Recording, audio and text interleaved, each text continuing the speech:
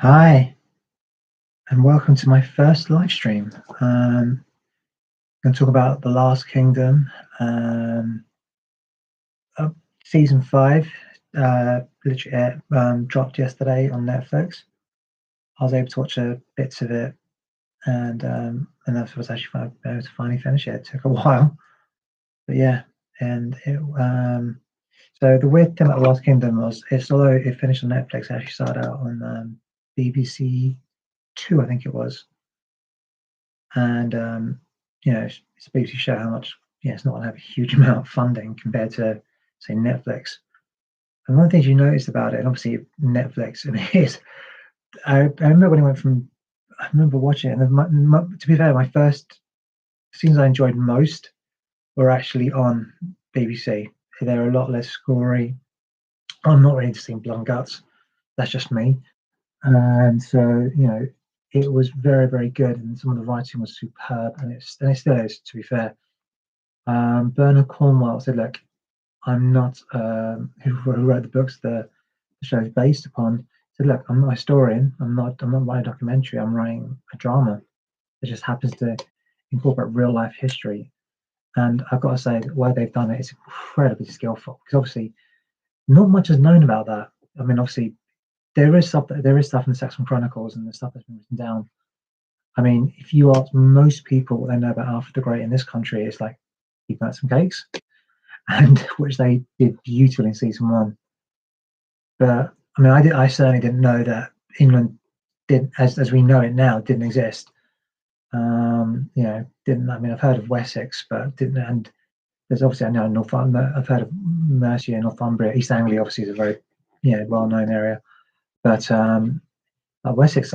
What's this? That's Wessex. What's this idea of Winchester? And there's other things as well, which the show does introduce the idea of like how London became the capital as opposed to Winchester, because I had no idea. I mean, everyone thinks of London as the capital of England, but for it to go from Winchester to London, I thought it was very interesting the way they addressed it on the show, and a lot of the different characters as well.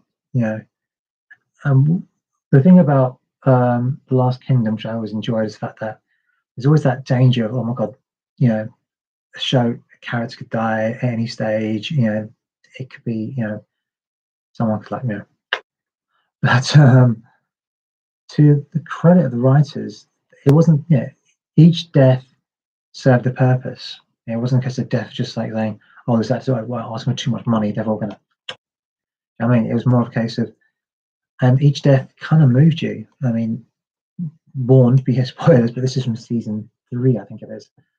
Um, Tira, who in some respects played by I think it's Julia Backer-Wilk, who's who's as a child was rescued by Utrecht, and who then which then sets about the chain of events with um, what's his name, Kjartan and Sven. That whole chain of events, it's interesting because, and I think for me, the reason I found the show really, really interesting is because I kind of showed up by accident. I think it was on channel. It was Sunday night actually. I just happened to watch by accident, and then hey presto, there it is, and it's like, wow. And and the thing was, so the guy who played Uhtred's father, who's also called Uhtred, that was the name customs. You were named after your, if the dad was called Ted, then you were also called Ted, kind of thing. The son was also called Ted, first one anyway, to indicate that this is the heir. What I found interesting about it was like Matthew McFadden, who plays the original Uhtred in this show anyway. He's a huge star in the UK, and they literally like killed him.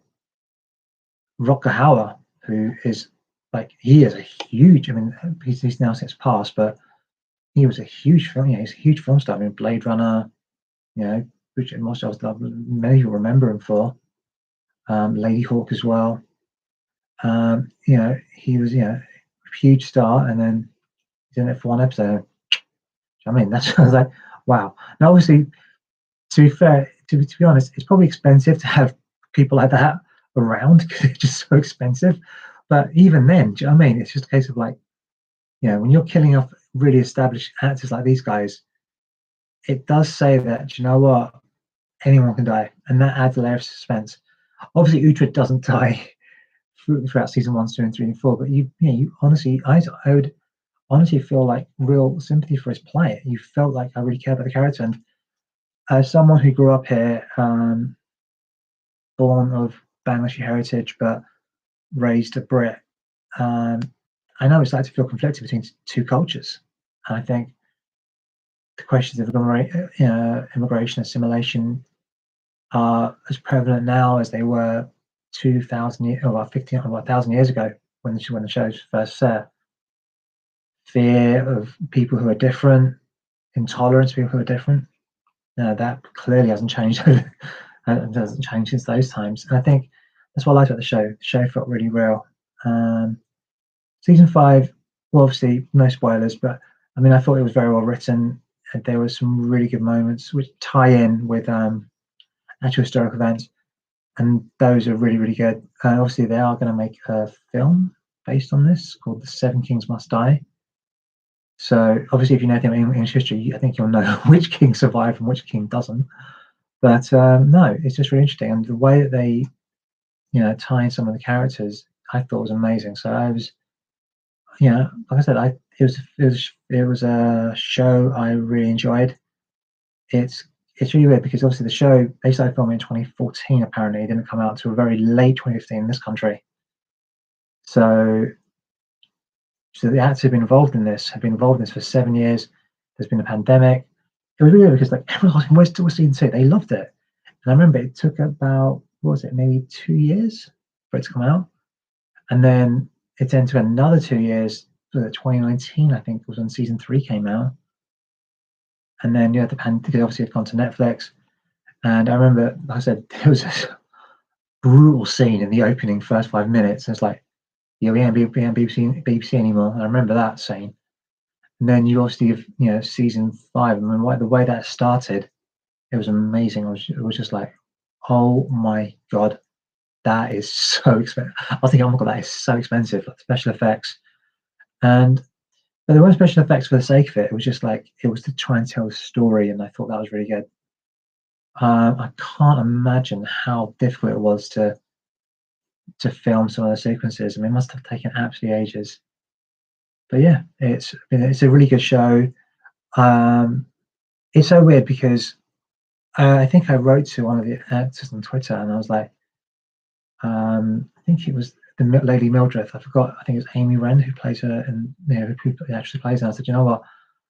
I know, I said, you know what? You've always been Mildred to me because generally, if you see someone for the first time, that is your lasting impression of them. So they may play tons of characters, but so like for me, David Hasselhoff will always be Michael Knight from Knight Rider, but for another generation who never saw Knight Rider, he's Mitch Buchanan from Baywatch. So it's I think it's how you see someone affects how the first time you see someone affects how you see them going forward. I mean, Ian Hart I first saw in Backbeat as Stuart Sutcliffe, who was the fifth Beatle who decided to lead the Beatles and sadly died before they became what they became, kind of thing. And no, sorry, it was he played John Lennon. Sorry, Stephen Dorff plays Stuart Sutcliffe. Sorry, and no, and he was superb in that. Really, really good actor. And so to see him in that and to see how that's progressed, see where it's progressed from, it's amazing for me anyway. And so like Kevin Clarkin, I mean, so I've only ever seen him once in we have a show here called Utrecht. This is where I saw him, and I've never seen him. Not recent, and I'm sure he's been in other things. I just haven't seen him in them.